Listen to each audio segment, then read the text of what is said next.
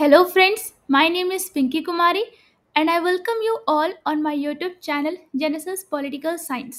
आज हम बात करेंगे चैप्टर 5 के बारे में जिसका टाइटल है security in the contemporary world और यह इस चैप्टर का पार्ट 4 है। आपसे मेरा ये रिक्वेस्ट है कि इस वीडियो को देखने से पहले आप इसका पार्ट 1, पार्ट 2 और पार्ट 3 ज़रूर देखें और हम फॉलो कर रहे हैं आपकी NCERT text book that is contemporary world politics. चलिए हम इस चैप्टर को एक सिंपल और इजी तरीके से समझने की कोशिश करते हैं डायरेक्ट आपकी एनसीईआरटी टेक्स्ट बुक के पेजेस को रीड करके। आपसे मेरा ये रिक्वेस्ट है कि इस वीडियो को जब भी देखें आप अपने एनसीईआरटी टेक्स्ट बुक के साथ बैठें। Before I start this video I want to say thank you to all the 71 subscribers for trusting this channel. सबसे पहले हम बात करेंगे पेज नंबर 68 के बारे में और जो सबसे पहली हेडिंग है वो है ट्रेडिशनल सिक्योरिटी एंड कोऑपरेशन, मतलब परंपरागत सुरक्षा मतलब ट्रेडिशनल सिक्योरिटी और सहयोग मतलब cooperation.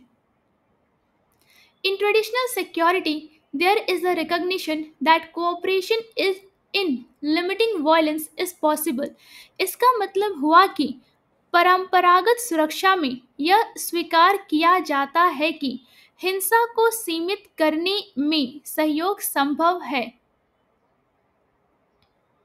These limits relate both to the ends and the means of war. मतलब कि ये सीमाएं युद्ध के उद्देश्यों और उसके साधनों दोनों से जुड़ी होती हैं। It is now an almost universally accepted view that countries should only go to war for the right reasons, primarily self-defense or to protect other people from genocide. इसका मतलब हुआ कि हम कह सकते हैं कि अब यह लगभग सार्वभौमिक मतलब यूनिवर्सली रूप से स्वीकार किया गया विचार है कि देशों को केवल सही कारणों से ही युद्ध करना चाहिए, मुख्य रूप से आत्मरक्षा मतलब कि सेल्फ डिफेंस या अन्य लोगों को नरसंहार मतलब जेनोसाइड से बचाने के लिए। यहाँ पे जो टर्म यूज किया गया है जेनोसाइड, उसको हिंदी में हम कह सकते हैं नरसंहार या फिर जनसंहार या फिर जाति संहार या फिर जाति हत्या। अगर इसे हम और अच्छी तरीके से समझें तो इसका अर्थ हुआ कि किसी पूरे समाज या समुदाय को मिटाने की कोशिश करना। War must also be limited in terms of the means that are used. मतलब कि युद्ध को उसके उपयोग किए जाने वाले साधनों के संदर्भ में भी सीमित होना चाहिए। Armies must avoid killings or hurting non-combatants as well as unarmed and surrendering combatants. इसका मतलब हुआ कि सेनाओं को गैर युद्धरत लोगों, साथ ही निहत्थे और आत्मसमर्पण करने वाले सैनिकों को मारने या चोट पहुंचाने से बचना चाहिए। They should not be excessively violent, मतलब कि उन्हें अत्यधिक हिंसक नहीं होना चाहिए। Force must in any case be used only after all the alternatives have failed. इसका मतलब हुआ कि बल का प्रयोग किसी भी स्थिति में केवल तभी होना चाहिए जब सभी विकल्प असफल हो जाएं। अब हम बात करेंगे पेज नंबर 69 के बारे में। Traditional views of security do not rule out other forms of cooperation as well. इसका मतलब हुआ कि सुरक्षा की पारंपरिक धारणाएं अन्य प्रकार के सहयोग को भी नजरअंदाज नहीं करती। The most important of these are disarmament, arms control and confidence building.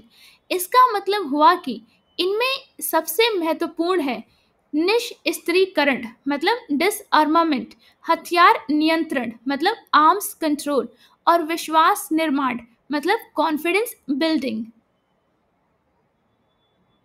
Disarmament requires all states to give up certain kinds of weapons. इसका मतलब हुआ कि निशस्त्रीकरण मतलब डिसआर्मामेंट का मतलब है कि सभी राज्यों को कुछ प्रकार के हथियार छोड़ने होंगे। For example, the 1972 Biological Weapons Convention, that is BWC, and the 1997 Chemical Weapons Convention, that is the CWC, banned the production and possession of these weapons. हम कह सकते हैं कि उदाहरण के लिए 1972 का जैविक हथियार सम्मेलन मतलब बायोलॉजिकल वेपन्स कन्वेंशन, जिसका शॉर्ट फॉर्म है BWC, और 1997 का रासायनिक हथियार सम्मेलन मतलब कि केमिकल वेपन्स कन्वेंशन, जिसका शॉर्ट फॉर्म है CWC, ने इन हथियारों के उत्पादन मतलब प्रोडक्शन और स्वामित्व मतलब पोजेशन पर प्रतिबंध लगा दिया। More than 155 states acceded to the BWC and 193 states acceded to the CWC. इसका मतलब हुआ कि हम कह सकते हैं कि 155 मतलब 155 से अधिक राज्यों ने BWC को स्वीकार किया और 193 राज्यों ने CWC को स्वीकार किया। Both conventions included all the great powers, मतलब कि दोनों सम्मेलनों में सभी महाशक्तियां शामिल थीं। But the superpowers, the US and Soviet Union, did not want to give up the third type of weapons of mass destruction, namely nuclear weapons, so they pursued arms control. इसका मतलब हुआ कि लेकिन महाशक्तियां अमेरिका और Soviet संघ जनसंहार के तीसरे प्रकार के हथियार यानी परमाणु हथियार मतलब न्यूक्लियर वेपन्स छोड़ना नहीं चाहती थी, इसलिए उन्होंने हथियार नियंत्रण की नीति अपनाई। Arms control regulates the acquisition और डेवलपमेंट ऑफ वेपन्स, मतलब कि हम कह सकते हैं कि हथियार नियंत्रण हथियारों के अधिग्रहण या विकास को नियंत्रित करता है। The Anti-Ballistic Missiles, that is ABM, Treaty in 1972 tried to stop the United States and Soviet Union from using ballistic missiles as a defensive shield to launch a nuclear attack. इसका मतलब हुआ कि 1972 की एंटी बैलिस्टिक मिसाइल जिसे हम ABM संधि ने America और सोवियत संघ को परमाणु हमले के लिए बैलिस्टिक मिसाइलों को रक्षात्मक ढाल के रूप में इस्तेमाल करने से रोकने की कोशिश की। While it did allow both countries to deploy a very limited number of defensive systems, it stopped them from large-scale production of those systems. इसका मतलब हुआ कि हम कह सकते हैं हालांकि इसने दोनों देशों को बहुत सीमित संख्या में रक्षात्मक प्रणालियां तैनात करने की अनुमति दी, लेकिन उन्हें इन प्रणालियों के बड़े पैमाने पर उत्पादन से रोक दिया। The US and Soviet Union signed a number of other arms control treaties, including the Strategic Arms Limitation Treaty Second or SALT Second and the Strategic Arms Reduction Treaty, that is START. इसका मतलब हुआ कि America और Soviet संघ ने कई अन्य हथियार नियंत्रण संधियों पर हस्ताक्षर किए, जिनमें स्ट्रेटेजिक हम कह सकते हैं strategic arms limitation treaty second और सॉल्ट सेकेंड और स्ट्रेटेजिक आर्म्स रिडक्शन ट्रीटी जिसे हम स्टार्ट कहते हैं वो भी शामिल थी। The Nuclear Non-Proliferation Treaty, that is NPT of 1968, was an arms control treaty in the sense that it regulates the acquisition of nuclear weapons. इसका मतलब हुआ कि 1968 की परमाणु अप्रसार संधि मतलब न्यूक्लियर नॉन प्रोलिफरेशन ट्रीटी जिसका शॉर्ट फॉर्म है NPT भी हथियार नियंत्रण संधि थी, क्योंकि इसने परमाणु हथियारों के अधिग्रहण को नियंत्रित किया।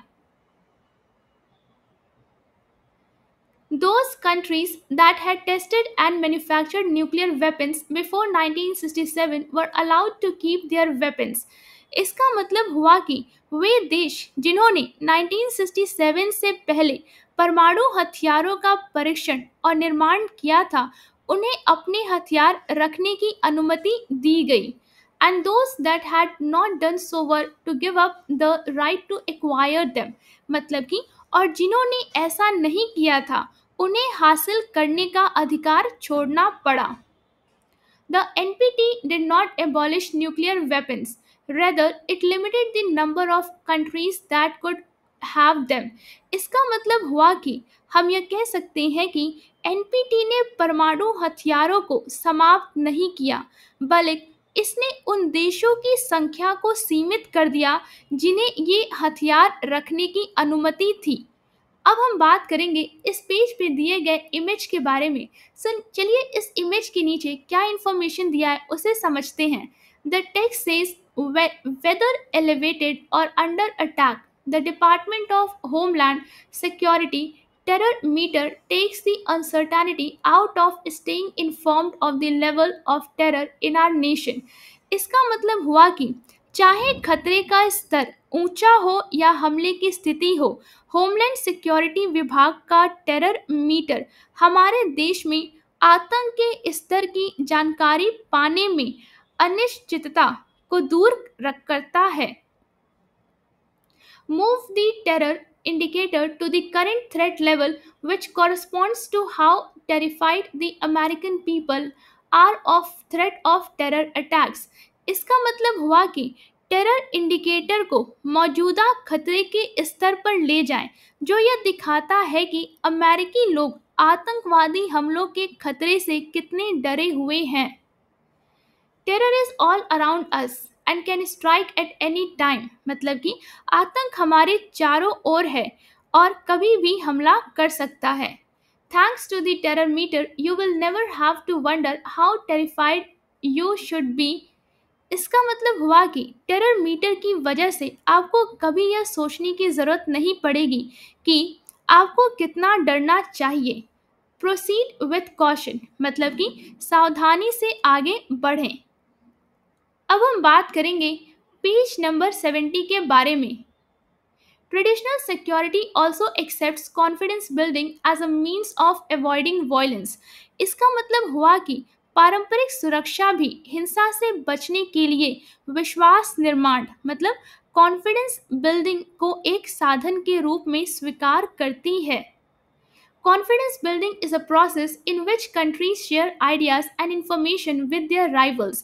इसका मतलब हुआ कि विश्वास निर्माण एक ऐसी प्रक्रिया है जिसमें देश अपने प्रतिद्वंदियों के साथ विचारों और सूचनाओं को साझा करते हैं। They tell each other about their military intentions and up to a point their military plans। मतलब कि वे एक दूसरे को अपनी सैन्य मंशाओं और एक हद तक अपनी सैन्य योजनाओं के बारे में बताते हैं। This is a way of demonstrating that they are not planning a surprise attack। मतलब कि यह दिखाने का एक तरीका है कि वे अचानक हमला करने की योजना नहीं बना रहे हैं। They also tell each other about the kind of forces they possess and they may share information on where those forces are deployed। मतलब कि वे एक दूसरे को यह भी बताते हैं कि उनके पास किस प्रकार की सेनाएं हैं और वे यह जानकारी भी साझा कर सकते हैं कि वे सेनाएं कहाँ तैनात हैं। In short, confidence building is a process designed to ensure that rivals do not go to war through misunderstanding or misperception। इसका मतलब हुआ कि संक्षेप में विश्वास निर्माण ऐसी प्रक्रिया है जिसका उद्देश्य यह सुनिश्चित करना है कि प्रतिद्वंदी गलत फहमी या गलत धारणा के कारण युद्ध में ना उलझे। Overall, traditional conceptions of security are principally concerned with the use or threat of use of military force। इसका मतलब हुआ कि कुल मिलाकर सुरक्षा की पारंपरिक धारणाएं मुख्य रूप से सैन्य बल के प्रयोग या उसके प्रयोग की धमकी से जुड़ी होती हैं। In traditional security, force is both the principal threat to security and the principal means of achieving security. इसका मतलब हुआ कि पारंपरिक सुरक्षा में बल सुरक्षा के लिए प्रमुख खतरा भी है और सुरक्षा प्राप्त करने का प्रमुख साधन भी। उम्मीद करती हूँ जो पेजेस आज हमने डिस्कस किया वो आपको एक सिंपल और इजी तरीके से समझ में आया होगा। अगर वीडियो अच्छा लगा हो तो लाइक और सब्सक्राइब करना ना भूलिए, शेयर जरूर करें और अपने दोस्तों को भी इस चैनल के बारे में बताइए। कमेंट्स में अपनी राय ज़रूर दें, बेल आइकन पे क्लिक करें ताकि अगला वीडियो मिस ना हो। मिलते हैं नेक्स्ट वीडियो में, तब तक के लिए थैंक यू।